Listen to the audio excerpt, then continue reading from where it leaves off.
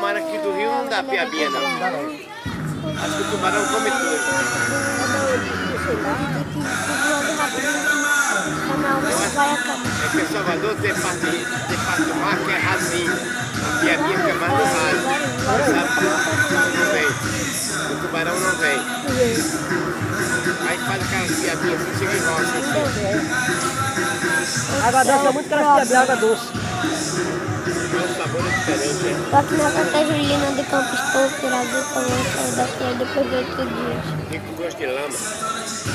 Não, depois de 8 dias não. Depois de 8 dias vai estar indo de ponto, não.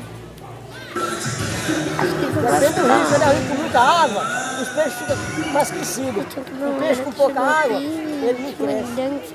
Porque o rio com pouca água, ele tem pouco alimento. 3, E o rio com muita água, ele dá mais não alimento. sei, minha mãe e meu pai. Mais alimento, fica mais perto do rio.